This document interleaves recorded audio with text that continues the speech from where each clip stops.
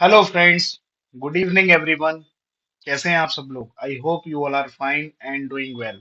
So friends, in the last class what we are discussing, so in the last class हम discuss कर रहे थे section 5 of SRA के बारे में। एक मिनट में कलर चेंज कर लूं। सेक्शन 5 ऑफ एसआरए के बारे में हम अपनी पिछली क्लास में डिस्कस कर रहे थे, सेक्शन 5 ऑफ एसआरए। और हमने करीब 80 to 90% ये सेक्शन हमने कवर कर लिया था। तो आज की हम अपनी क्लास में इस क्लास में आज हम पूरा सेक्शन 5 जो है कंक्लूड कर देंगे, पूरा कर लेंगे और साथ ही साथ आगे हम अगले टॉपिक की तरफ चल देंगे।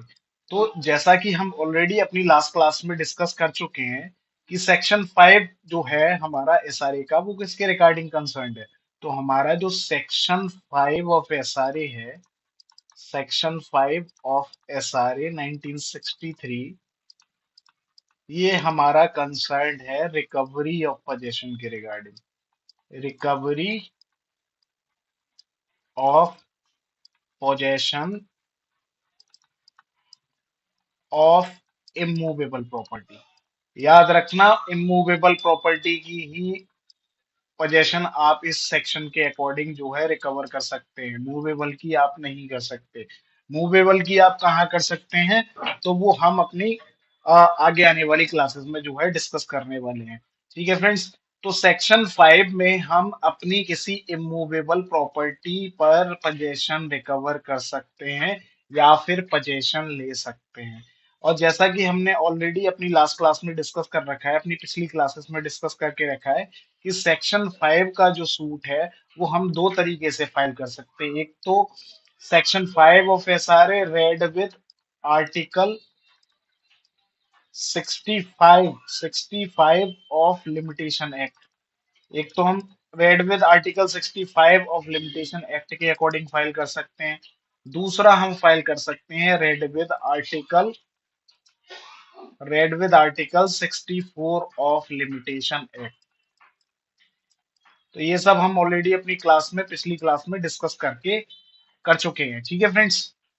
तो अब अगर हम बात करें, एक मिनट में इसको इरेज कर देता हूं। तो अब अगर हम बात करें सेक्शन 5 में सूट के रिगार्डिंग, तो देखिएगा, सेक्शन ये रहा हमारा सेक्शन 5 ऑफ एसआरए 1963। अब इसमें हम जो सूट फाइल करते हैं वो दो तरीके से फाइल कर सकते हैं। एक तो read with article 65 of limitation act, और दूसरा जो है वो हम कर सकते हैं read with article 64 of limitation act. ठीक है फ्रेंड्स। आर्टिकल 65 वाले सूट के लिए हमें जरूरी होता है टाइटल। मतलब जो आर्टिकल 65 का सूट होता है वो होता है बेस्ड ऑन टाइटल। यहाँ पर आपको टाइटल प्रूव करना मस्ट होता है, जबकि आर्टिकल 64 वाले सूट में हमको टाइटल प्रूव करने की रिक्वायरमेंट नहीं होती।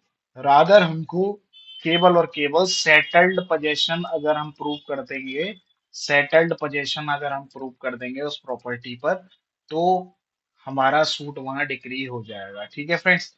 और इसके लिए हमारे लिए देखिएगा, आर्टिकल 65 वाले सूट के लिए हमारे पास कॉज ऑफ एक्शन क्या होना चाहिए? हमारे पास कॉज ऑफ एक्शन होना चाहिए हमारा टाइटल। अब टाइटल कोई भी हो सकता है, ओनरशिप टाइटल हो सकता है या पजेसरी टाइटल हो सकता है। तो टाइटल होना जरूरी है। साथ ही साथ हमारे पास उस टाइटल का डिनायल होना चाहिए या फिर हमको डिस्पजेस हमको किसी ने करके रखा होना चाहिए, डिस्पजेशन। ठीक है। तो ये आर्टिकल 65 के रिगार्डिंग है। और आर्टिकल 64 के कॉज ऑफ एक्शन की अगर हम बात करें, तो हमारा सेटल्ड पोजेशन होना चाहिए, सेटल्ड पोजेशन होना चाहिए उस प्रॉपर्टी पर। साथ ही साथ हमको उस प्रॉपर्टी से डिस्पजेस करके रखा होना चाहिए, डिस्पजेशन भी हमारा उस प्रॉपर्टी के रिगार्डिंग होना चाहिए। ठीक है फ्रेंड्स। तो ये है हमारा सेक्शन 5। अब सेक्शन 5 में हमको और भी कुछ बातें डिस्कस करनी थी। जैसे सेक्शन 110 ऑफ एविडेंस एक्ट करना था हमको डिस्कस। ठीक है, आर्टिकल 65 आज हम देख लेंगे, आज मतलब इसको सेक्शन को पूरा कंक्लूड कर देंगे। ठीक है फ्रेंड्स। सो जिन लोगों के पास बेयरक्ट है वो अपनी बेयरक खोल लें, और जिन लोगों के पास नहीं है वो यहाँ पर भी देख सकते हैं। तो चलिए चलते हैं हम सेक्शन 5 की तरफ। सेक्शन 5 ऑफ एसआरए क्या कहता है हमारा सेक्शन 5? देखिएगा, ये चैप्टर 1 यहाँ से स्टार्ट होता है सेक्शन 5 से। सेक्शन 5 कहता है recovery of specific immovable property. ठीक है, तो ये इस सेक्शन का टाइटल है, सेक्शन 5 का टाइटल है recovery of specific immovable property. यहाँ पे ये जो वर्ड है ना स्पेसिफिक, इसका बहुत रेलेवेंस है। मतलब आपकी प्रॉपर्टी स्पेसिफिक होनी चाहिए, आपको पता होना चाहिए कि मैं किस प्रॉपर्टी के रिगार्डिंग सूट फाइल कर रहा हूँ। सपोज डेट ये 5 मकान है, ये 5 हाउसेस है, 5 मकान है, 5 घर हैं, ठीक है। और आपको आपकी प्रॉपर्टी से डिस्पोजेस कर दिया है। अब आपको यही नहीं पता कि मुझे कौन से मकान से डिस्पोजेस किया है, कौन से मकान से मुझे बाहर निकाला है, तो आप सूट कैसे फाइल कर सकते हैं?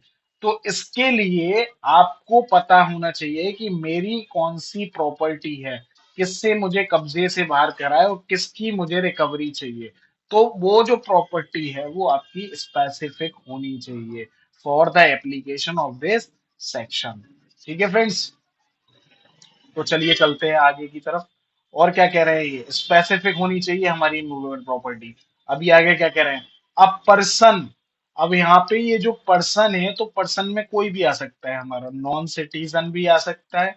नॉन सिटीजन मतलब जो इंडिया का नागरिक नहीं है, या फिर हमारा सिटीजन भी आ सकता है जो इंडिया का नागरिक है। साथ ही साथ जो हमारे लॉ के द्वारा बनाए गए आर्टिफिशियल पर्सन्स होते हैं, आर्टिफिशियल पर्सन्स वो भी आ सकते हैं, जैसे कोई ट्रस्ट हो गया, जैसे कोई मान लो ट्रस्ट हो गया, कोई कंपनी हो गई, कोई कंपनी हो गई, या फिर कोई भी लीगल कैरेक्टर हो गया, कोई भी लीगल कैरेक्टर जो हमारे लॉ के द्वारा बनाया गया है, तो वो भी यहाँ पे पर्सन जो है, कोई भी पर्सन हो सकता है। तो अब पर्सन एंटाइटल्ड, एंटाइटल्ड मतलब होता है, एंटाइटल्ड मतलब क्या होता है? एंटाइटल्ड का मतलब हो गया उस चीज के रिगार्डिंग, उस चीज के मतलब उसके पास कोई टाइटल होना चाहिए। एंटाइटल्ड मतलब कोई ना कोई टाइटल होना चाहिए, वो उस प्रॉपर्टी को पजेस करने के लिए योग्य होना चाहिए, वो उस प्रॉपर्टी को पजेस करने के लिए लायक होना चाहिए। तो मतलब अब आप मुझसे क्वेश्चन करेंगे कि सर, अगर हम बात करें यहाँ पर, अगर हम बात करें यहाँ पर आर्टिकल 65 वाले सूट की, तो यहाँ पर तो सर आपने कह दिया कि जो है ये बेस्ड ऑन टाइटल होना चाहिए, तो यहाँ पर एंटाइटलमेंट तो हो रहा है। लेकिन आर्टिकल 64 वाले सूट में तो कोई टाइटल नहीं है, केवल सेटल्ड पोजीशन है। तो फिर हम तो फिर हम इसमें तो फिर हम सेक्शन 5 में कैसे सूट फाइल कर सकते हैं, जबकि यहाँ पर इन्होंने लिख के रखा है a person entitled to the, a person entitled to the, a person entitled to the possession of a specific immovable property। तो यहाँ पर सर ये तो एंटाइटल्ड नहीं है।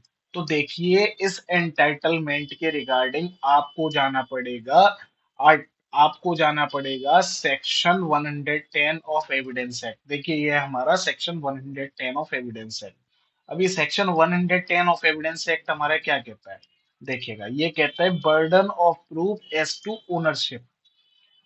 ठीक है, burden of proof as to ownership मतलब मालिकाना हक प्रूव करने की जिम्मेदारी, एंटाइटलमेंट प्रूव करने की जिम्मेदारी, टाइटल प्रूव करने की जिम्मेदारी किस किसकी होती है, किसके ऊपर उसका वर्णन होता है। तो ये क्या कह रहे हैं, देखिएगा, when the question is whether any person is the owner of anything of which he is shown to be in possession। अगर कोई ऐसा क्वेश्चन एराइज होता है, अगर कोई ऐसा क्वेश्चन एराइज होता है जिसमें जिसमें अगर कोई ऐसा क्वेश्चन एराइज होता है जिसमें क्वेश्चन ये है कि ये पर्सन इस पर्टिकुलर प्रॉपर्टी का मालिक है या नहीं, ओनर है या नहीं, जिसमें वो पोजेशन में है, तो बर्डन ऑफ प्रूफ किसके ऊपर होगा? तो बर्डन ऑफ प्रूफ उसको प्रूव करने का होगा कि ये इसका ओनर नहीं है।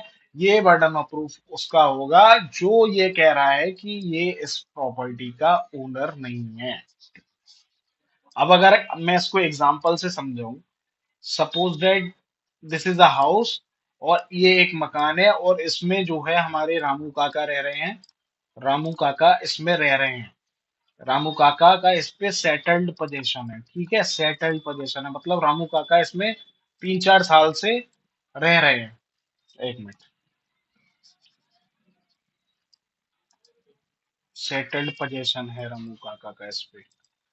रामू काका इसमें रह रहे हैं। अब कोई मान लो मिस्टर डिकोस्टा जो है हमारे, मिस्टर डिकोस्टा आ जाते हैं और वो कहते हैं रामू काका इसके मालिक नहीं है। रामू काका इसमें रह रहे हैं, लेकिन रामू काका का इस पर कोई एंटाइटलमेंट नहीं है, कोई इनका टाइटल नहीं है कि इसमें ये रह सके।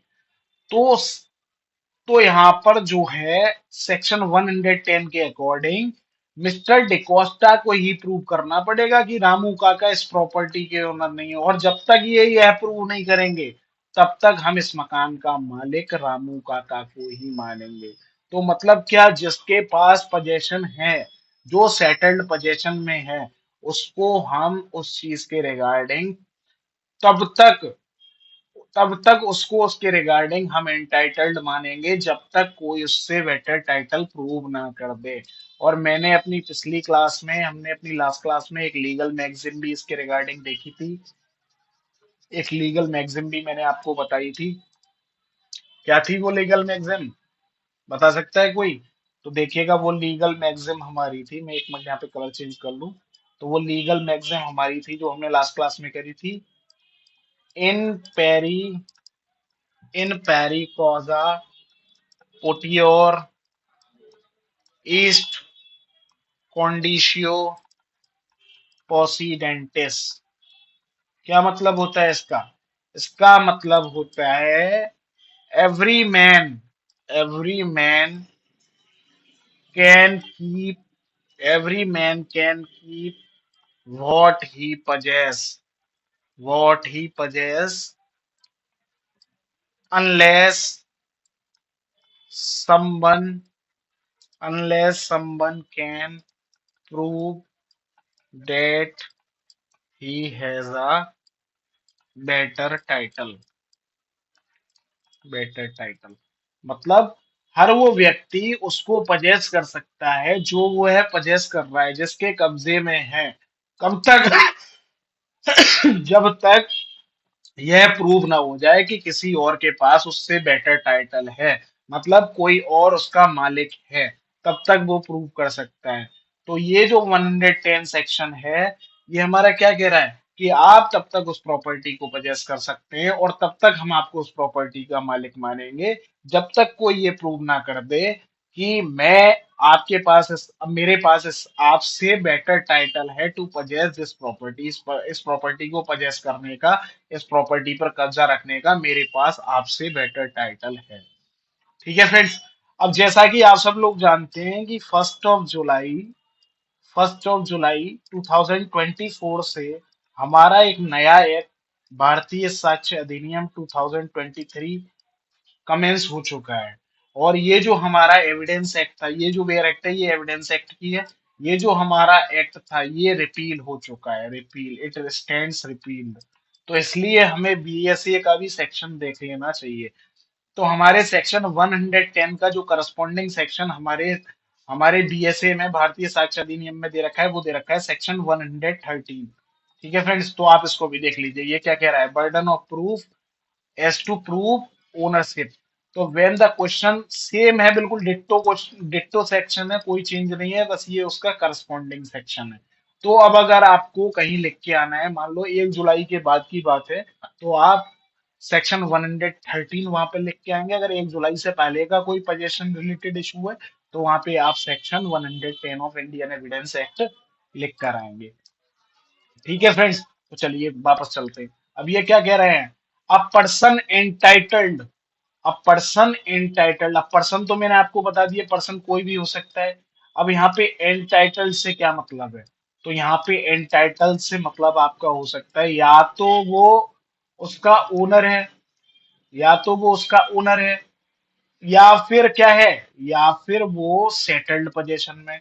और अगर वो सेटल्ड पोजीशन में है उसके, तो हम उसको एंटाइटल कहाँ मानेंगे? उसको entitle section 110 of evidence act के अकॉर्डिंग मानेंगे, या फिर सेक्शन 113 ऑफ 113 ऑफ बीएसए के अकॉर्डिंग मानेंगे। ठीक है, या तो वो सेटल्ड पोजेशन मतलब कब्जा उसके पास होना चाहिए, या फिर वो उसका ओनर होना चाहिए।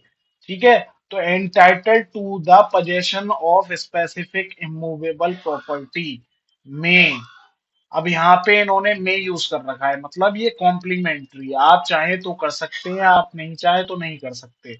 आपका डिस्क्रिशन लाई करता है, आप चाहे तो सूट फाइल कर सकते हैं, आप नहीं चाहते तो सूट फाइल नहीं कर सकते। May recover it in the manner provided by the CPC. CPC मतलब, अब देखिएगा, एसआरए हमें क्या दे रहा है, एसआरए हमें एक राइट ही तो दे रहा है, एक हमारे पास एक हमें रेमेडी तो प्रोवाइड कर रहा है, लेकिन उस रेमेडी को हमको हमको एनफोर्स कहाँ कराना पड़ेगा, वो हम तो प्रोसीजर के अकॉर्डिंग ही कराएंगे ना। सूट हम किसके अकॉर्डिंग डालेंगे, सूट तो हम सीपीसी के अकॉर्डिंग ही डालेंगे ना, कि हमको पहले प्लेंट डालना है, फिर प्लेंट के बाद समन होगा, समन टू डिफेंडेंट, फिर डिफेंडेंट अपीयर होगा, डिफेंडेंट अपना डब्ल्यू एस फाइल करेगा। तो ये सब प्रोसीजर कहाँ होंगे, ये सब प्रोसीजर सीपीसी के अकॉर्डिंग होंगे ना। देयरफॉर ये कह रहे हैं may recover it in the manner provided by the CPC. और सीपीसी में हम सूट का फाइल पर रखते हैं, तो जैसा कि हमने ऑलरेडी पढ़ रखा है, section 9 is the gateway of CPC. Section 9 क्या कहता है, सेक्शन 9 कहता है हर कोर्ट के पास, हर सिविल कोर्ट के पास ज्यूरिडिक्शन होगा, किसका, to hard and decide a civil suit. मैं आपको एक बार सेक्शन 9 ऑफ सीपीसी दिखा देता हूँ। सेक्शन 9 क्या कह रहा है, the court shall, the court shall है shall subject to the provisions herein content, तो यहाँ पे इसका मतलब हो गया in CPC, provisions of CPC have jurisdiction to try all suits of a civil nature excepting suits of which their cognizance is either expressly or impliedly barred। तो ये जो है ना, ये हम जो है अपनी सीपीसी की क्लास में बहुत डिटेल में कवर करने वाले हैं। बट ये हमको क्या कह रहा है, ये कह रहा है, ये हमको ज्यूरिडिक्शन दे रहा है कि हम जो है सूट फाइल कर सकते हैं। ठीक है फ्रेंड्स, अब देखिएगा, तो सेक्शन 5 हमारा यहाँ पे आपको समझ में आ गया क्या कह रहे हैं, कि अगर आप किसी प्रॉपर्टी के लिए एंटाइटल्ड हैं, अब एंटाइटलमेंट जो है वो आपका दो तरीके से हो सकता है, जैसा भी हमने डिस्कस करा, या तो आप उसके ओनर हो, या आप उसके सेटल्ड पोजीशन में हो। सेटल्ड पोजीशन के लिए सेक्शन 110 ऑफ एविडेंस है, या फिर सेक्शन 113 ऑफ बीएसए। ठीक है, तो हम मान लेंगे आप उसके लिए एंटाइटल्ड है। तो अगर आप उस कोई भी पर्सन उस प्रॉपर्टी की पोजेशन के लिए, उस प्रॉपर्टी पर कब्जा रखने के लिए एंटाइटल्ड है, तो वो सूट फाइल कर सकता है, किसकी सूट फाइल कर सकता है सीपीसी के अकॉर्डिंग। ठीक है फ्रेंड्स, तो चलिए चलते हैं वापस। तो अब सेक्शन 5 में हम कैसे कैसे सूट फाइल कर सकते हैं, तो सेक्शन 5 में हम दो तरह से सूट फाइल कर सकते हैं, पहला आर्टिकल 65 के अकॉर्डिंग, और दूसरा आर्टिकल 64 के अकॉर्डिंग, ये हम ऑलरेडी डिस्कस कर चुके हैं। जब हम आर्टिकल 65 का सूट फाइल करेंगे, तब हमको टाइटल प्रूव करना मस्ट होता है। टाइटल प्रूव हमको करना मस्ट होता है, जैसे कि अगर हम बात करें तो देख लीजिए आप एक मिनट, लिमिटेशन एक्ट का आर्टिकल 65, ये 64 है, और ये हमारा 65 है। ये क्या कह रहे हैं, suit for possession of immovable property, यहाँ पे भी ये इमूवेबल प्रॉपर्टी की बात कर रहे हैं, और any interest, suit for possession of immovable property और एनी इंटरेस्ट। और एनी इंटरेस्ट से मतलब है, या तो आप डिक्लेरेशन मांग रहे हैं उसके रिगार्डिंग, उसकी ओनरशिप के रिगार्डिंग, या फिर आप कुछ भी मांग सकते हैं। ठीक है, मतलब कोई other interest, they are in based on title. Title, तो यहाँ पे ये जो सूट है, ये टाइटल की रिगार्डिंग कंसर्न्ड है, कौन सा, आर्टिकल 65 वाला। ठीक है फ्रेंड्स, तो अगर हम बात करें आर्टिकल 65 की सूट की, तो यहाँ पे हमें टाइटल प्रूव करना मस्ट होता है। अब टाइटल कैसे प्रूव करेगा प्लेंटिफ, देखिएगा, जो वादी होगा, मतलब जिसका, जिसको पोजेशन, जिसको कब्जे से बाहर करके रखा है, उसको हम बोलते हैं प्लेंटिफ। जो सूट फाइल करता है उसको हम बोलते हैं प्लेंटिफ, या फिर हिंदी में बोलते हैं इसको वादी। तो ये क्या करेगा, ये एक प्लेंट तैयार करेगा। प्लेंट को हम हिंदी में बोलते हैं वाद पत्र। तो ये वाद पत्र तैयार करेगा, और ये उसमें क्या करेगा, उसमें अपना कॉज ऑफ एक्शन डिस्क्लोज करेगा, कि सर मेरे पास जो है, मैं इस मकान का मालिक हूँ, मैं इस मकान का ओनर हूँ, और मुझे ओनरशिप जो मिली थी वो मैंने किसी से इसको परचेस किया, मान लो उसने किसी एक्स पर्सन से परचेज किया, मुझे सेल के अकॉर्डिंग इसकी पोजेशन मिली है, मैंने ऐसे मकान को खरीदा था, और सो एंड सो पर्सन मुझे इस पर कब्जा नहीं दे रहा है वो, और उस या फिर उसने मुझे डिस्पोजेस करके रखा है। ठीक है, तो यहाँ पर इनको टाइटल प्रूव करना मस्ट होता है। लेकिन जबकि अगर हम बात करें आर्टिकल 64 वाले सूट की, तो आर्टिकल 64 वाले सूट में हमको टाइटल प्रूव करना जरूरी नहीं होता। रादर अगर हम इतना प्रूव कर दें कि सर मैं उसमें सेटल्ड पोजीशन में था, तो सेटल्ड प्रूव पोजीशन प्रूव करने मात्र से ही आपका। अब जैसे अगर हम बात करें, एक मिनट आप देखिएगा, अगर हम बात करें इस सूट की, section 5 of SRA read with article 64 of limitation act, तो अगर हम बात करें इस सूट की, तो इस सूट में देखिएगा, मैंने आपको बताया इसमें टाइटल की रिक्वायरमेंट नहीं होती। This suit is not based on title, rather यहाँ पे हमको क्या प्रूव करना है, सेटल्ड पोजीशन।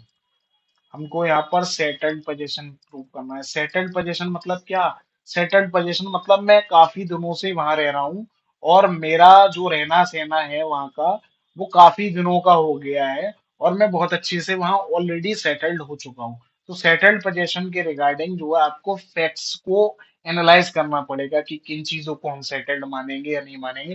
तो वेरियस वेरियस जजमेंट्स के अकॉर्डिंग है, वो मैं जजमेंट्स आपको प्रोवाइड कर दूंगा। तो यहाँ पे आपको प्रूव करना होगा सेटल्ड पोजीशन, और साथ ही साथ आपका डिस्पोजेशन। तो इसका सूट आप कैसे डालेंगे, तो इसका सूट आप डालेंगे, प्रिंट में आप मेंशन करेंगे कि सर मैं सो एंड सो प्रॉपर्टी के पोजेशन में था, और मुझे जो है सो एंड सो पर्सन ने, जो कि डिफेंडेंट है, इन्होंने मुझे इस प्रॉपर्टी से डिस्पोजेस कर दिया है, फोर्सिवली इन्होंने मुझे इस प्रॉपर्टी से डिस्पोजेस कर दिया है। ठीक है, तो यहाँ पर आप टाइटल नहीं डालेंगे, तो यहाँ पर आप बिना टाइटल के सूट डाल सकते हैं। आप, आपके पास यहाँ पे टाइटल क्या है कि मैं बस उसमें पोजीशन में था, मैं उस प्रॉपर्टी के लिए एंटाइटल्ड हूँ क्योंकि मैं उस प्रॉपर्टी के पोजीशन में था जिस टाइम पर मुझे डिस्पोजेस किया गया है।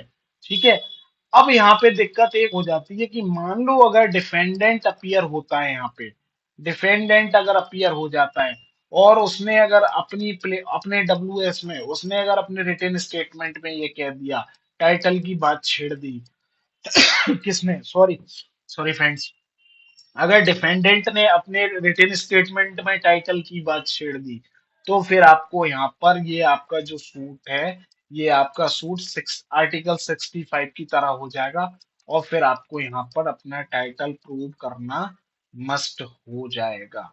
ठीक है फ्रेंड्स, तो आप समझ गए, सेक्शन 5 हमारा यही खत्म होता है।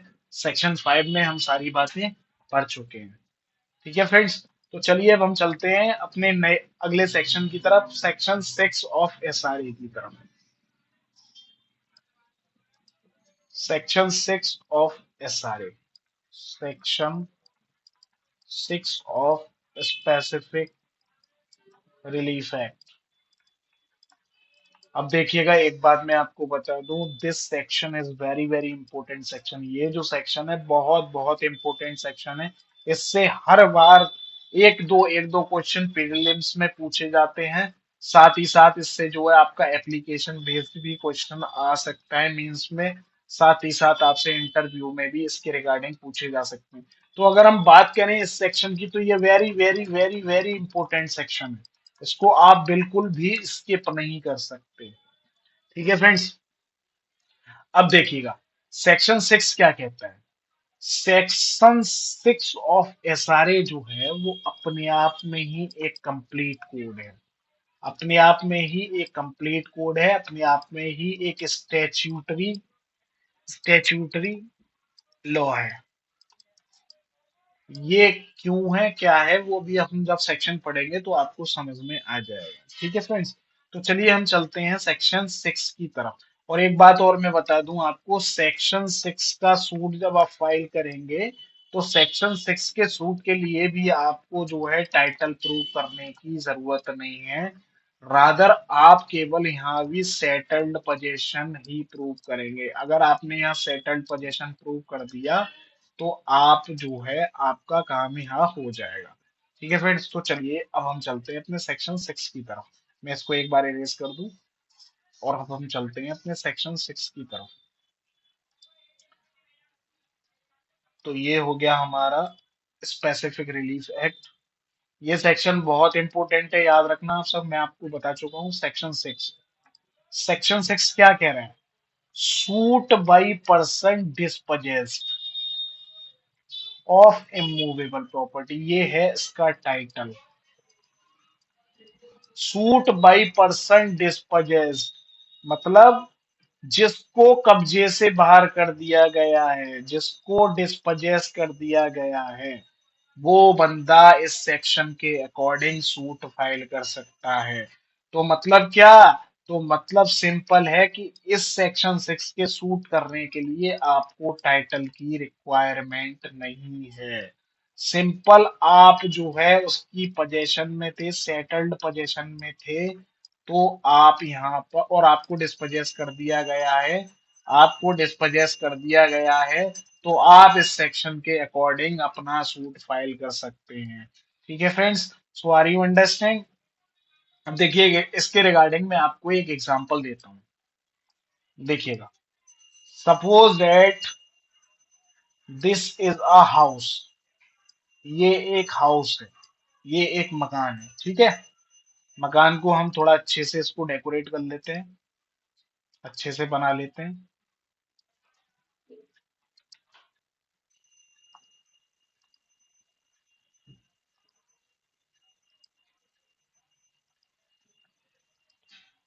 सो दिस इज अ हाउस, ठीक है फ्रेंड्स, ये एक मकान है।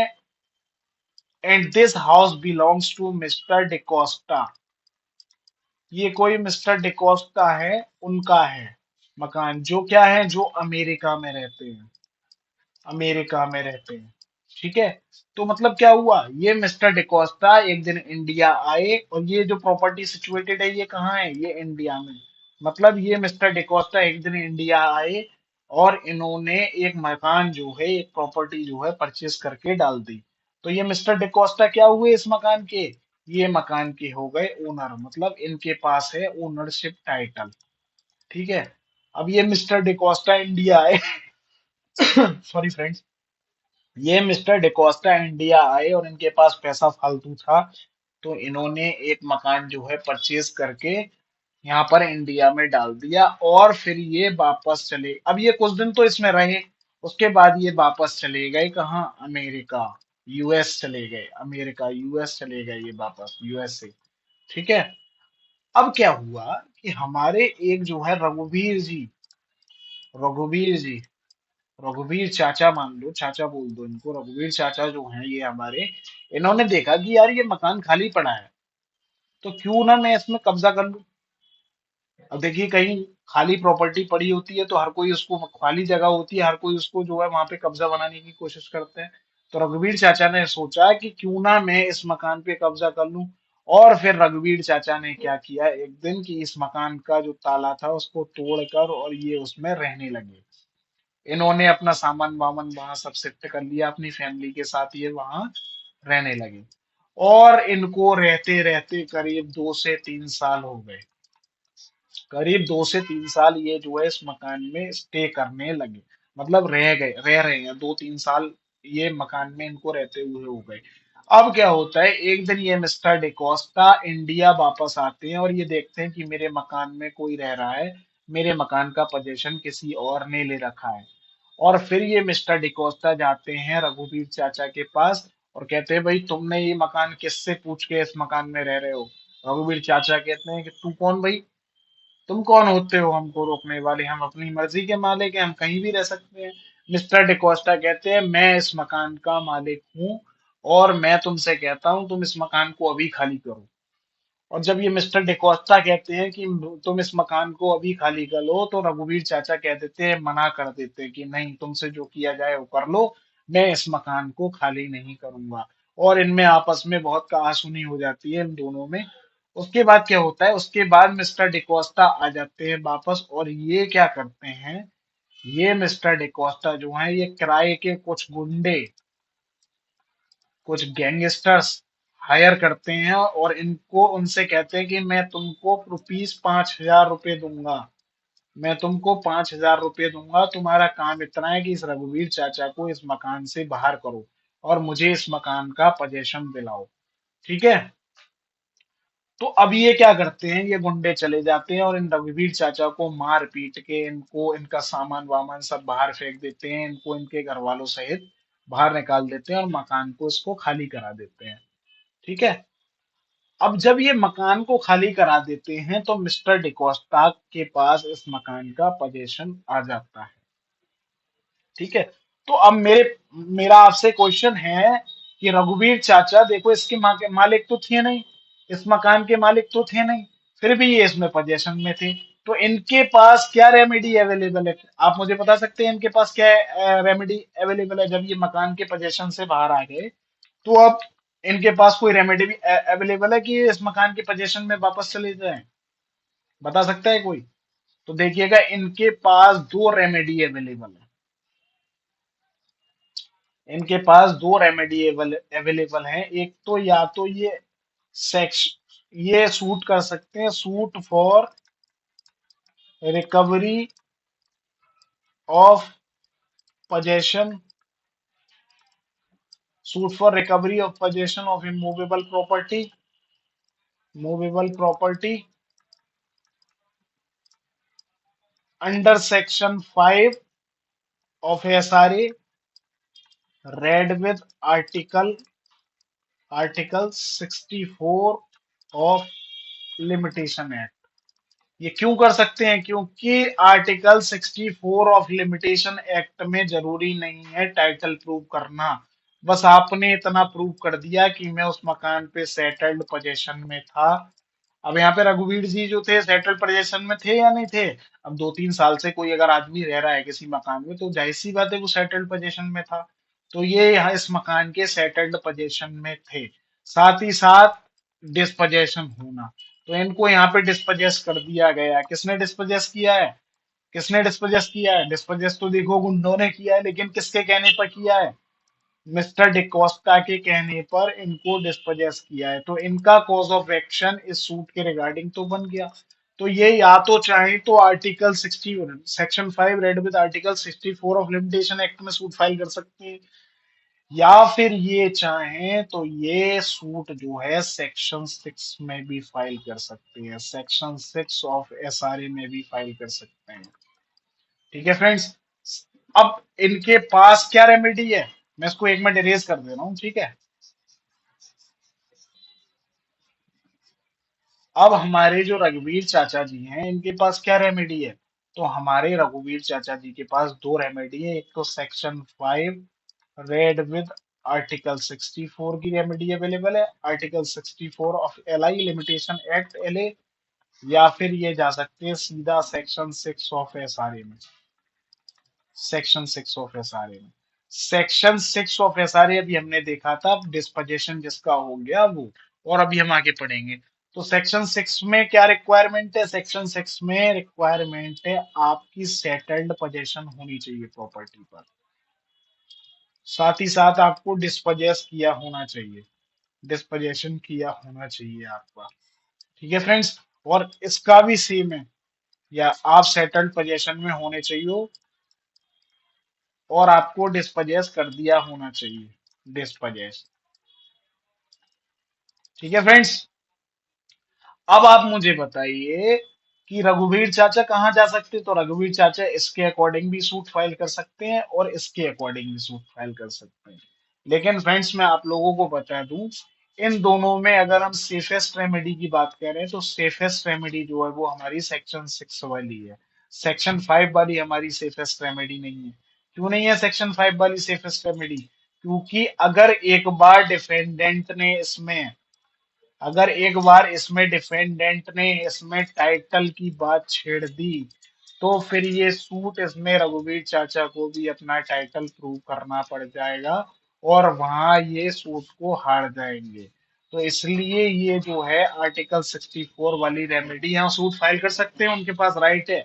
लेकिन ये जो है ये बेटर रेमेडी, सफिशियंट रेमेडी, अच्छी रेमेडी, गुड चॉइस नहीं है। लेकिन अगर हम यहाँ पर बात करें सेक्शन 6 की, तो सेक्शन 6 में चाहे डिफेंडेंट अपने डब्ल्यूएस में कितना भी टाइटल की बात कर ले, चाहे डिफेंडेंट अपना टाइटल प्रूव कर दे, जो मर्जी चाहे डिफेंडेंट अपना टाइटल प्रूव कर दे, चाहे वो कोर्ट में जाके कितना भी कह ले कि मैं इस मकान का मालिक हूं, अगर रघुवीर चाचा जी ने ये प्रूव कर दिया कि मैं इस मकान के सेटल्ड पोजीशन में था और इन्होंने मुझे फोर्सिबली इम्प्रॉपर तरीके से इस मकान से डिस्पोजेस किया है, और इतना प्रूव कर दिया, तो इतना प्रूव करने मात्र से ही जो है रघुवीर चाचा का यहाँ पर केस प्रूव हो जाएगा, और वो यहाँ पे सूट उनका वो जीत जाएंगे और उनको उस प्रॉपर्टी में रीइंस्टेट करा दिया जाएगा।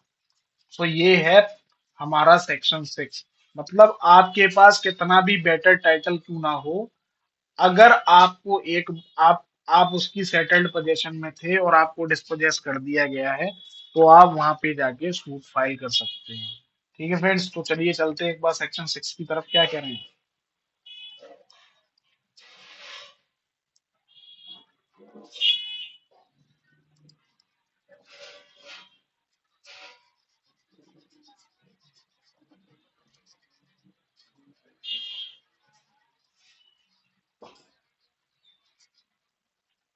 देखिए ये है हमारा सेक्शन 6। सेक्शन 6 में क्या कह रहे हैं, suit by person dispossessed of immovable property. तो हमारे केस में, हमारे एग्जांपल में कौन डिस्पोजेस हुआ है, हमारे एग्जांपल में रघुवीर चाचा को डिस्पोजेस किया गया, तो यहाँ पे रघुवीर चाचा जो है सूट फाइल कर सकते हैं।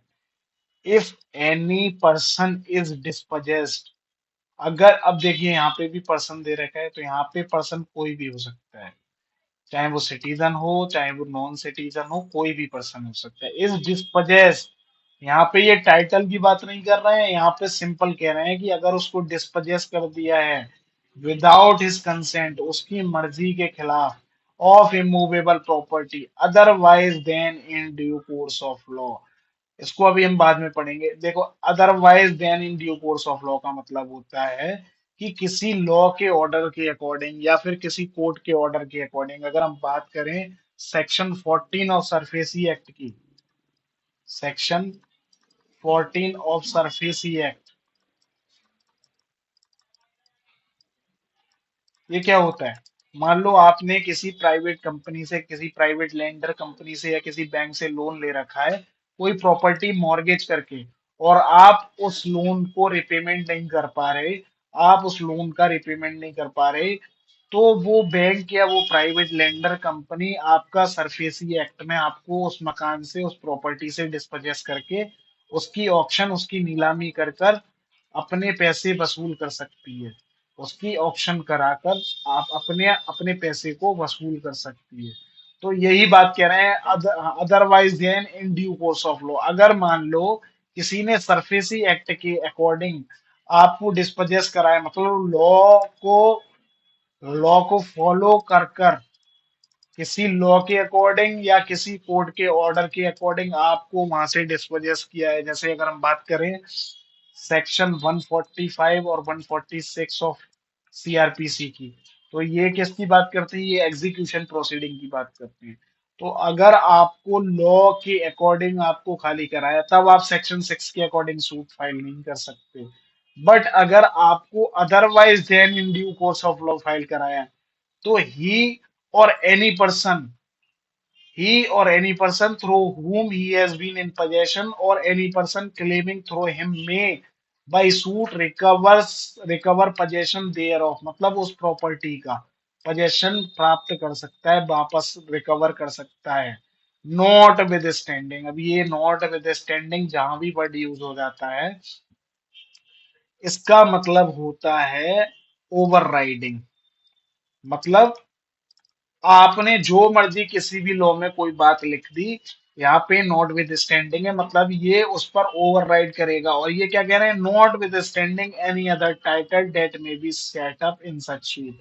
फिर चाहे जो मर्जी टाइटल आप उस सूट में प्रूव कर दो, फिर चाहे जो है मिस्टर डिकोस्टा कितना भी कह ले कि मैं उस मकान का मालिक हूँ, लेकिन जहां रघुवीर जी ने ये प्रूव कर दिया कि मैं इस मकान में सेटल्ड पोजीशन में था, मैं इस मकान के सेटल्ड पोजीशन में था और इन्होंने मुझे फोर्सेबली इम्प्रॉपर तरीके से इम्प्रॉपर तरीके से मुझे जो है डिस्पोजेस किया है, इतने प्रूव करने मात्र से ही उनका सेक्शन 6 का सूट प्रूव हो जाएगा और उनको उसके रिगार्डिंग डिक्री मिल जाएगी कि आप इनको जो है रीइंस्टेट कराएं।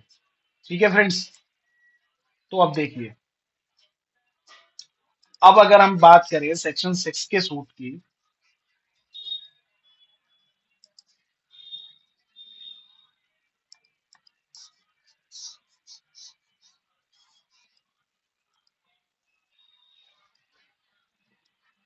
सेक्शन 6 ऑफ एसआरए, सेक्शन 6 के सूट की अगर अब हम बात करें, तो देखिए सेक्शन 6 के लिए आपको दो चीजें जरूरी है।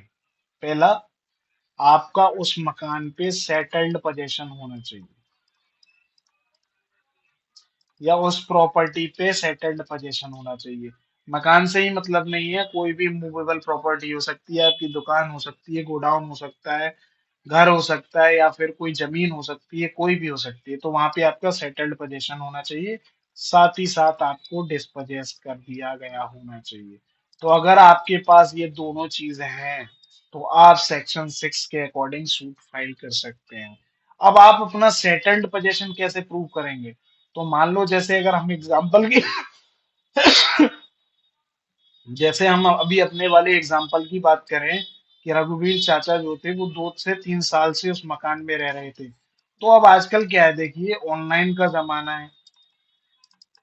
अब जब ये रघुवीर चाचा इसमें 2-3 साल से मकान में रह रहे हैं, तो इन्होंने खूब सारी ऑनलाइन डिलीवरियां मंगाई होंगी, जोमेटो से, स्विगी से, या फिर फ्लिपकार्ट से, अमेजन से।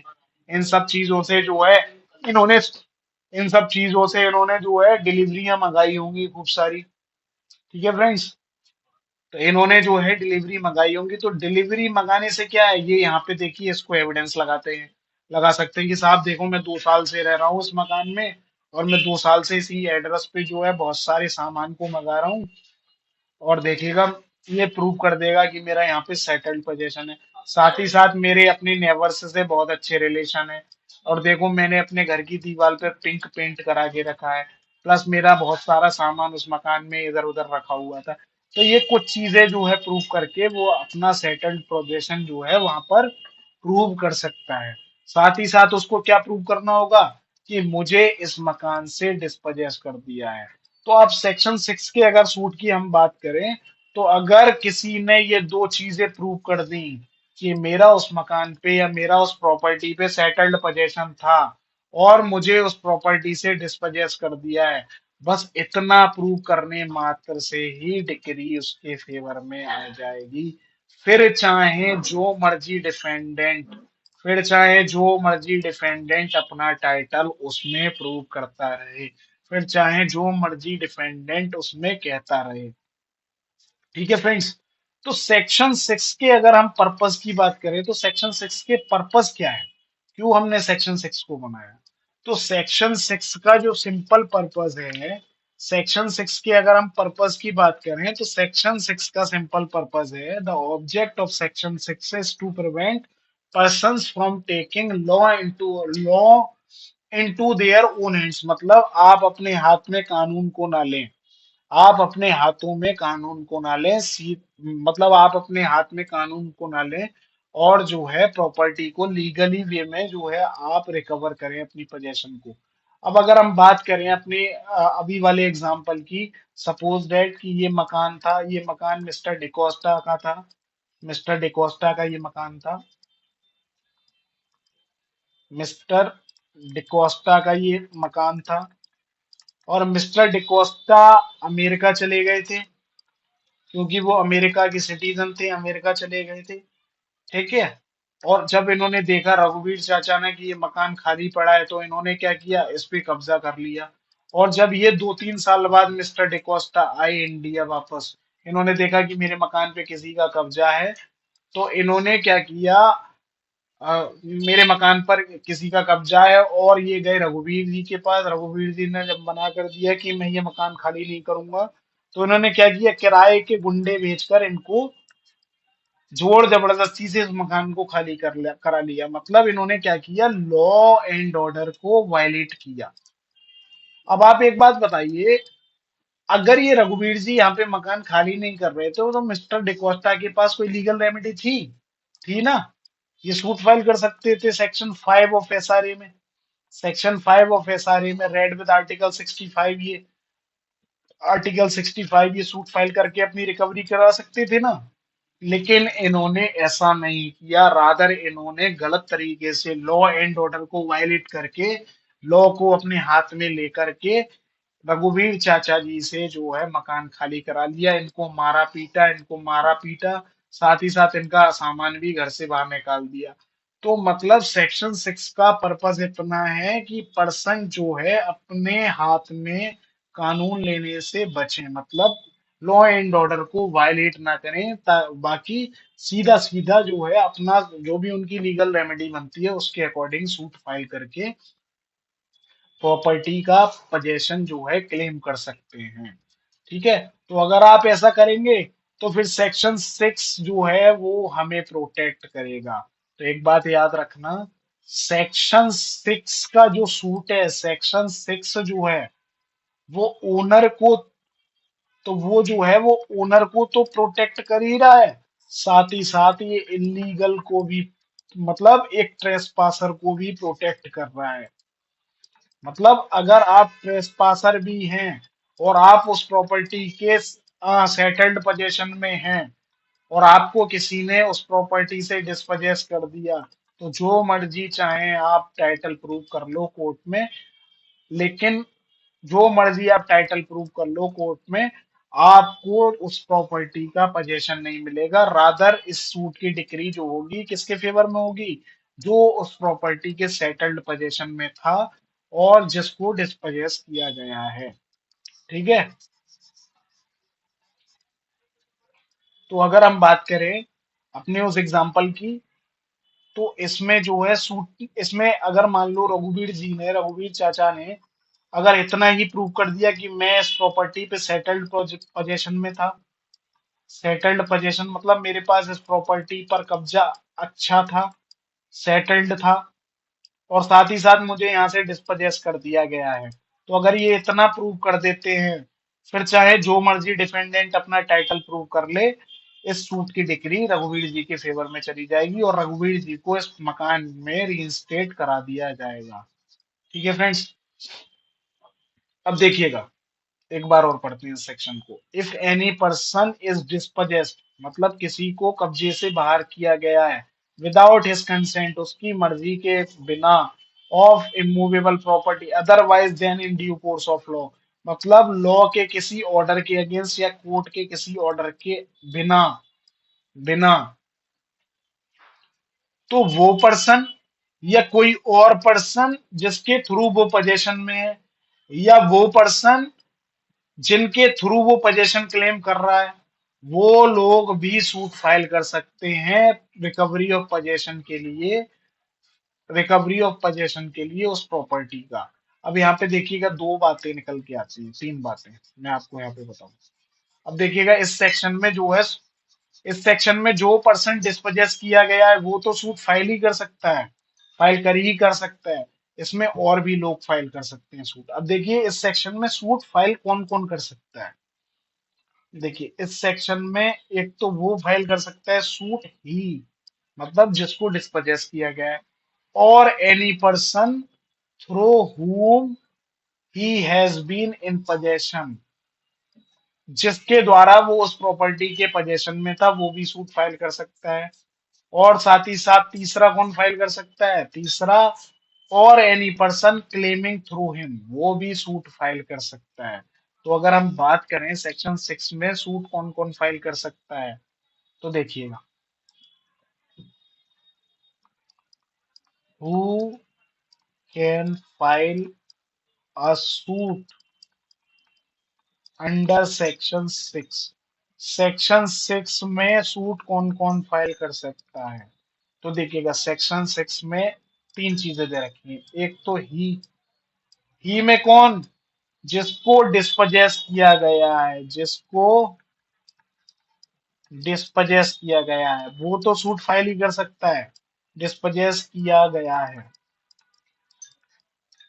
जैसा कि अगर हम अपने एग्जाम्पल की बात करें तो हमारे एग्जाम्पल में रघुवीर चाचा, तो ये तो सूट फाइल कर ही कर सकते हैं।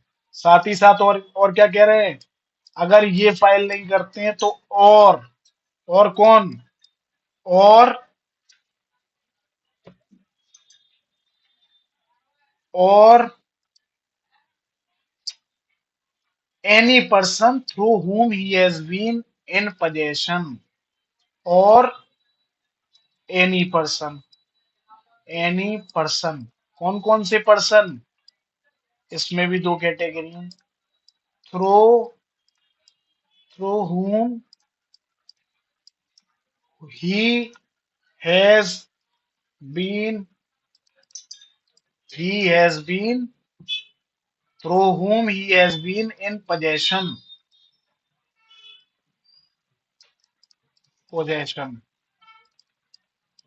मतलब जिसके द्वारा ये पोजेशन में आए थे। ठीक है, और कौन फाइल कर सकता है, तीसरा कौन, तीसरा और any person claiming through him, और any person claiming through him, claiming through him. तो अब सेक्शन 6 के सूट की अगर हम बात करें तो सेक्शन 6 का जो सूट है वो बंदा फाइल कर सकता है जिसको डिस्पोजेस किया गया है, या फिर ये दो बंदे भी फाइल कर सकते हैं या फिर ये भी फाइल कर सकते हैं जिसके द्वारा वो इसकी पोजेशन में आया था, या फिर वो बंदा फाइल कर सकता है जो इसके थ्रू पोजेशन क्लेम कर रहा है, किसके, जिसको डिस्पोजेस किया गया है। तो इनको अगर हम एग्जांपल से समझेंगे तो आपको बहुत अच्छे से क्लियर हो जाएगा। अब जैसे अगर ही की बात करें तो ये तो आपको पता है, जिसको डिस्पोजेस किया गया है वो तो सूट फाइल कर ही सकता है। तो अब हम इन दोनों के बारे में बात करते हैं।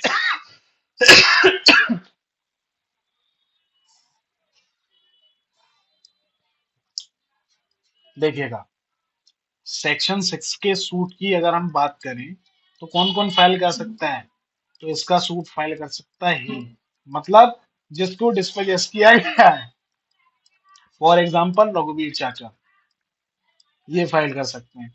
साथ ही साथ और कौन, और एनी पर्सन, और एनी पर्सन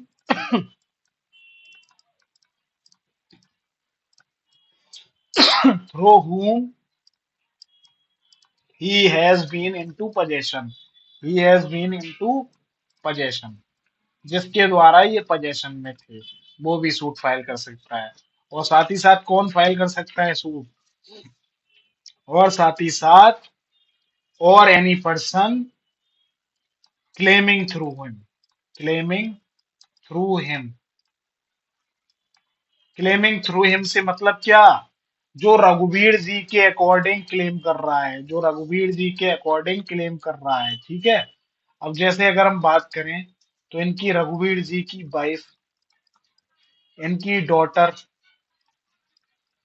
इनके सन, या फिर इनके फादर, या फिर कोई भी इनके फैमिली मेंबर, मतलब ये तो सूट फाइल कर ही सकते हैं। साथ ही साथ इनका, ये तो सूट फाइल कर ही सकते हैं, लेकिन अगर ये फाइल नहीं करते हैं तो इनकी वाइफ फाइल कर सकती है, इनकी डॉटर, इनका सन, इनके फादर, इनके फैमिली मेंबर भी सूट फाइल कर सकते हैं। क्यों, क्योंकि वो इनके थ्रू क्लेम कर रहे हैं, क्या क्लेम कर रहे हैं, पोजेशन, कब्जा उस प्रॉपर्टी का जिस प्रॉपर्टी से उनको डिस्पोजेस किया गया है। तो ये आप समझ गए, क्लेमिंग थ्रू हिम मतलब इनके फैमिली मेंबर्स भी सूट फाइल कर सकते हैं सेक्शन 6 के अकॉर्डिंग। ठीक है फ्रेंड्स, तो चलिए ये तो आप लोग समझ गए। अब हमारा बचा ये, through whom he has been into possession, तो इसके रिगार्डिंग हम एक एग्जांपल देखते हैं, फिर आपको समझ में आ जाएगा। एक मिनट दीजिए जरा।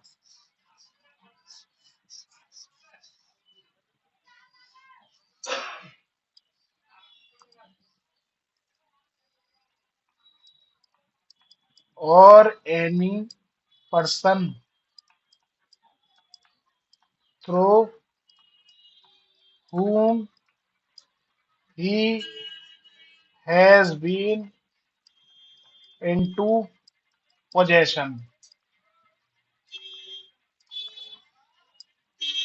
अब जैसे अगर हम एग्जांपल की बात करें, मान लो दिस इज द हाउस, ये एक मकान है, and this house belongs to mister D'Costa. मान लो ये डिकोस्टा जी का मकान है। डिकोस्टा जी जो है अमेरिका चले गए। ठीक है, ये अमेरिका में रहते थे और ये अमेरिका चले गए। ये मकान जो है वो इंडिया में है। ठीक है, इंडिया में है मकान। डिकोस्टा जी क्या कर गए? डिकोस्टा जी इस मकान को किराए पर, लीज पर देकर हरीराम को किसी हरीराम को ये किराए पर ये मकान देकर चले गए।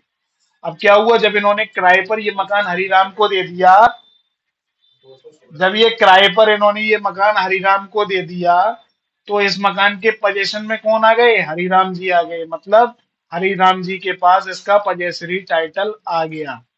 ठीक है फ्रेंड्स, तो अब इसके मकान के पोजेशन में कौन है? हरिराम जी। अब मान लो कोई रंगा रंगा भाई आते हैं। अब मान लो सपोज डेट कोई रंगा भाई है, और वो आते हैं और वो इन हरिराम को यहाँ से डिस्पोजेस कर देते हैं, इस मकान से डिस्पोजेस कर देते हैं। तो अब सेक्शन 6 में सूट कौन फाइल कर सकता है? तो हरिराम तो सूट फाइल कर ही सकते हैं, साथ ही साथ ये मिस्टर डिकोस्टा भी सूट फाइल कर सकते हैं इसके अगेंस्ट। क्यों? क्योंकि ये जो हरिराम है वो किसके थ्रू इस मकान की पोजेशन में है। मतलब किसके थ्रू? हरिराम पर इस मकान की पोजीशन है, तो वो मिस्टर डिकोस्टा के थ्रू है ना। तो यहाँ पर ये मिस्टर डिकोस्टा भी सूट फाइल कर सकते हैं। एनी पर्सन थ्रू हुम ही मतलब जिसको डिस्पोजेस किया गया है, he has been into possession, वो जिसके थ्रू उस मकान की या उस प्रॉपर्टी की पोजेशन में आया था, वो भी सूट फाइल कर सकता है। ठीक है फ्रेंड्स।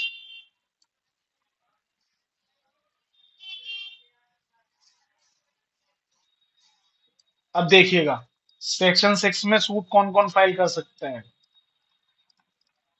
सेक्शन 6 में सूट कौन कौन फाइल कर सकता है? Who can file a suit under section 6 of SRA? तो देखिए, एक तो वो पर्सन, ही ही मतलब द पर्सन डिस्पजेस, जिसको डिस्पजेस कर दिया गया है वो पर्सन, या फिर और और एनी पर्सन, या फिर कोई और भी पर्सन। एनी पर्सन, कौन पर्सन? थ्रो हुम थ्रो हुम ही मतलब ये जो पर्सन डिस्पोजेस किया गया है, he has been into possession, मतलब जिसके द्वारा ये जो पर्सन डिस्पोजेस किया गया है वो उसकी पोजेशन में था। अब जैसे बात करें हम अपने अभी वाले एग्जांपल की, तो वहां पे मिस्टर डिकोस्टा ने क्या किया था? हरिराम को जो वो मकान किराए पे दिया था। और तो हरिराम उस मकान पे किसकी वजह से पोजेशन में थे? किसके थ्रू पोजेशन में थे? मिस्टर डिकोस्टा के थ्रू ही तो थे। और उनको जो है रंगा भाई कोई थे, गुंडे थे, उन्होंने जो है उसको जो है डिस्पोजेस कर दिया था। किसको? हरिराम को। तो वहां पे हरिराम तो सूट फाइल ही कर ही सकते हैं, साथ ही साथ मिस्टर डिकोस्टा भी सूट फाइल कर सकते हैं। क्यों कर सकते हैं? क्योंकि उनके थ्रू ही हरिराम जो है उस मकान की पोजेशन में आया था, या मतलब मिस्टर डिकोस्टा की वजह से ही उस मकान की पोजेशन हरिराम जी के पास आई थी। और कौन सूट फाइल कर सकता है? और any person claiming through him,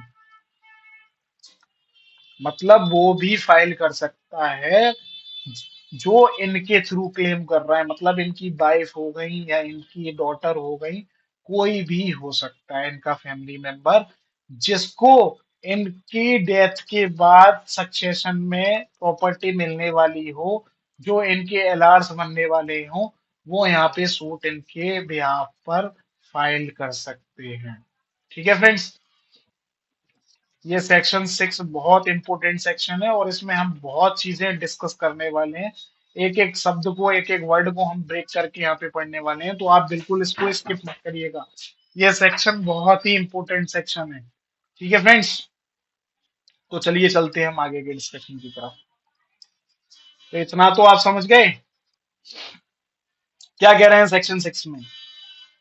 देखिए, if any person is dispossessed without his consent, किसी बंदे को डिस्पजेस कर दिया गया है बिना उसकी मर्जी के, उसकी मर्जी के खिलाफ, किसी इमूवेबल प्रॉपर्टी से, otherwise than in due course of law, मतलब कोर्ट के ऑर्डर की वजह से नहीं या फिर किसी लॉ की वजह से नहीं, विदाउट किसी कोर्ट के ऑर्डर या विदाउट किसी लॉ की वजह से उसको डिस्पोजेस कर दिया गया है, तो वो पर्सन, या फिर वो पर्सन जिसके थ्रू वो पोजेशन में था, या फिर वो पर्सन या फिर वो पर्सन जो उसके उसके थ्रू क्लेम कर रहे हैं, क्या कर सकते हैं, मे यहाँ पे दे रखा है। मे मतलब डिस्क्रिशनरी, वो चाहे तो कर सकते हैं सूट फाइल, ना चाहे तो नहीं कर सकते। May by suit, by suit recover possession thereof, thereof से यहाँ पे मतलब आ गया वो प्रॉपर्टी जिस प्रॉपर्टी से उनको डिस्पोजेस किया गया है। ठीक है, notwithstanding any other title that may be set up in such a suit, in such suit, फिर चाहे जो मर्जी डिफेंडेंट उसमें टाइटल प्रूव कर ले, उससे फर्क नहीं पड़ता, वो उस प्रॉपर्टी की पोजेशन को यहाँ सेक्शन 6 के अकॉर्डिंग रिकवर कर सकता है। ठीक है फ्रेंड्स, तो हमारा सेक्शन 6 का जो है फर्स्ट क्लॉज, फर्स्ट सबसेक्शन हमारा हो गया। अब हम बात करते हैं सबसेक्शन 2 की, सेक्शन 6 के सबसेक्शन 2 की। सेक्शन 6 का सबसेक्शन 2 क्या कह रहा है, नो। देखिएगा, कोई भी सबसेक्शन या सेक्शन नो से स्टार्ट होता है तो उसका मतलब होता है प्रोहिबिटरी, प्रोहिबिटरी सबसेक्शन या फिर सेक्शन या फिर क्लॉज, मतलब ये प्रोहिबिटरी क्लॉज है, और क्लॉज या फिर सबसेक्शन, मतलब ये कुछ प्रोहिबिट कर रहा है, कुछ चीजों के रिगार्डिंग हमको रेस्ट्रिक्ट कर रहा है, कुछ चीजों के रिगार्डिंग हमको प्रोहिबिट कर रहा है। क्या कर रहा है, no suit under this section shall be brought, इस सेक्शन में, इस सेक्शन के अंदर कोई भी सूट फाइल नहीं होगा। कौन सा suit, after the expiry, sorry friends, after the expiry of 6 months from the date of dispossession, मतलब जिस दिन आपको डिस्पोजेस किया है उस दिन से लेकर 6 महीने के अंदर अंदर आप जो है इस सेक्शन के अंडर सूट फाइल कर सकते हैं। अगर आप 6 महीने के बाद सूट फाइल करते हैं इस सेक्शन के अंदर, तो वो, तो आपका सूट इस सेक्शन के अंदर फाइल नहीं हो सकता। मतलब ये यहाँ पर पीरियड ऑफ लिमिटेशन की बात कर रहे हैं कि आप कितने दिन के अंदर सूट फाइल कर सकते हैं। जैसे हमने आर्टिकल 64 और 65 के रिगार्डिंग पढ़ा था, आर्टिकल 64 और 65 के रिगार्डिंग क्या पढ़ा था, वहां पे 12 साल का पीरियड ऑफ लिमिटेशन है। यहाँ पे इन्होंने 6 मंथ का पीरियड ऑफ लिमिटेशन दे रखा है। फॉर एग्जाम्पल, सपोज दैट ये एक मकान है और इसमें पर्सन ए जो है, इसके पर्सन ए पे इस मकान का पोजेशन है। अब कोई पर्सन बी आता है और वो इनको ए को जो है डिस्पोजेस कर देता है, डिस्पोजेस कर देता है, डिस्पोजेशन, डिस्पोजेस कर देता है, किसको, ए को।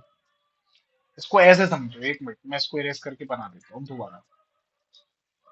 सपोज दैट दिस इज अ मकान, दिस इज अ हाउस, और ये जो मकान है इसमें रह रहे हैं कौन, मिस्टर आलूवालिया, आलूवालिया, ये इस मकान में रह रहे हैं। मतलब इस मकान का पोजेशन किसके पास है, मिस्टर आलूवालिया के पास इस मकान का पोजेशन है, और ये 3-4 साल से इस मकान में रह रहे हैं, मतलब इनके पास सेटल्ड पोजेशन है इस मकान का। अब होता क्या है, अब होता क्या है, कोई दादा भाई आ जाते हैं, दादा भाई, ये बदमाश है वहां के, मतलब ये गुंडे हैं, गुंडे। ये क्या करते हैं, इनको आलू वालिया जी को इस मकान से डिस्पोजेस कर देते हैं, मकान से बाहर निकाल देते हैं। कब निकाल देते हैं, ये इस मकान से इनको बाहर निकाल देते हैं 1 जनवरी 2024 को। 1 जनवरी 2024 को इस मकान से बाहर निकाल देते हैं।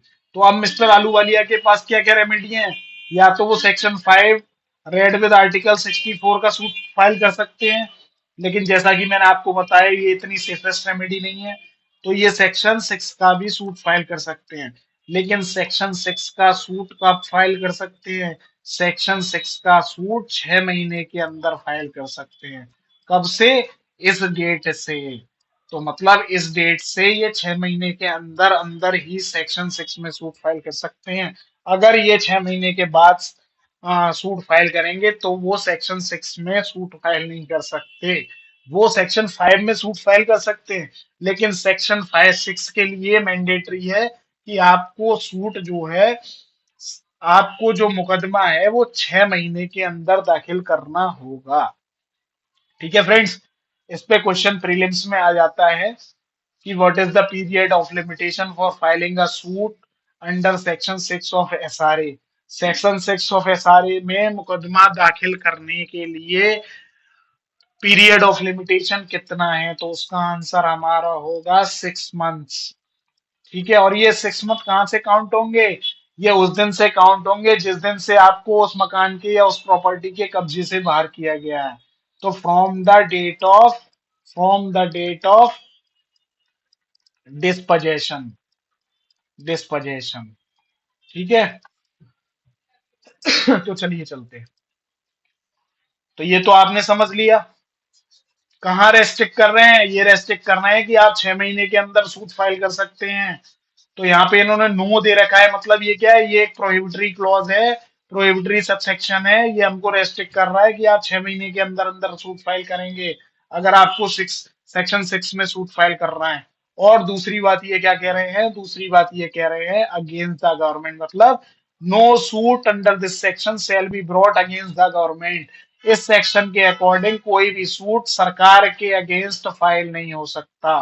मान लो सपोज डेट ये एक रोड है और यहाँ पे बहुत सारे मकान लोगों ने अपने बना के रखे हैं, इलीगली कंस्ट्रक्ट करके रखे हैं, और सरकार आती है, सरकार यहाँ पे रोड पे क्या करती है, सब पे बुलडोजर चला देती है, उनको सबको डिस्पोजेस कर देती है। तो क्या ये सारे लोग सेक्शन 6 में गवर्नमेंट के अगेंस्ट जा सकते हैं, नहीं जा सकते। क्यों नहीं जा सकते, क्योंकि सेक्शन 6 का सब सेक्शन 2 का क्लॉज 2 इनको प्रोहिबिट कर रहा है, इनको रेस्ट्रिक्ट कर रहा है, ये सेक्शन 6 के अकॉर्डिंग नहीं जा सकते। लेकिन क्या ये सेक्शन 5 में जा सकते हैं, जी हाँ, ये सेक्शन 5 के अकॉर्डिंग जा सकते हैं। लेकिन ये सेक्शन 6 में नहीं जा सकते। ठीक है फ्रेंड्स, तो हमारा सेक्शन 6 का सबसेक्शन 1 भी हो गया, सबसेक्शन 2 भी हमारे सेक्शन 6 का हो गया। अब हम बात करते हैं सेक्शन 6 के सबसेक्शन 3 के बारे में। अब देखिए, जैसा कि ये भी यहाँ पे इन्होंने लिख रखा है कि नो, मतलब ये भी कुछ हमें रेस्ट्रिक्ट कर रहा है, ये भी क्या है, ये भी एक प्रोहिबिटरी प्रोहिबिटरी सबसेक्शन है। ये क्या रेस्ट्रिक्ट कर रहा है हमको, no appeal shall lie from any order or decree passed in any suit instituted under this section। मतलब इस सेक्शन में अगर कोई ऑर्डर पास हुआ है या कोई डिक्री पास हुई है, जो है अपील में नहीं जा सकते। मतलब सपोज दैट फॉर एग्जांपल, अगर हम बात करें, ए ने बी पे सूट फाइल किया कि इसने मुझे जो है डिस्पोजेस कर दिया है इस मकान से, ये एक मकान है, बी ने मुझे डिस्पोजेस कर दिया है, तो ये क्या हो गया, ये डिफेंडेंट हो गया। जबकि बी क्या है इस मकान का, बी है ओनर इस मकान का। ए के पास क्या थी, ए के पास थी सेटल्ड पोजेशन। ठीक है, सेटल्ड पोजेशन थी, लेकिन बी ने इसको डिस्पोजेस कर दिया। ठीक है, ए क्या है यहाँ पे प्लेंटिफ, तो ए ने जो है